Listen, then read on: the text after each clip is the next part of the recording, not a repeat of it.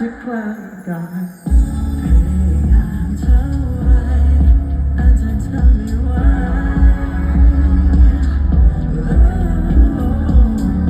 อุณหภูมิหัวใจ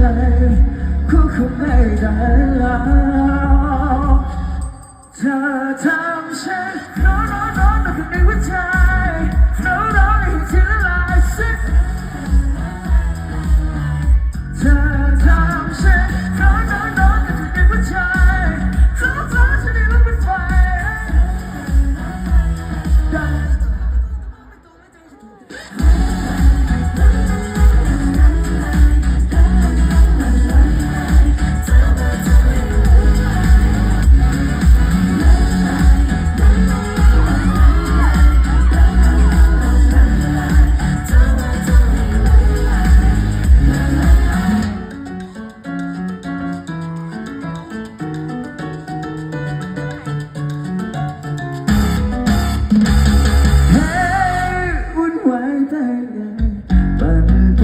ใจไปเท่าที่คิดแต่ฉันนั้นได้พาเลยน้ำเดือดติดไปให้มันนี้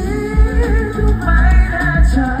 ที่มาลายไม่รู้มันต้องจะชอบอย่างนี้เพราะว่าฉันนั้นละลายฉันไม่ทำยังไงแต่ฉันไม่ไหวก็เอาไปที่โดนขีด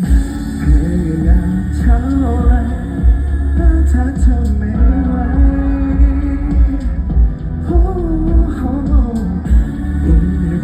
หัวใจ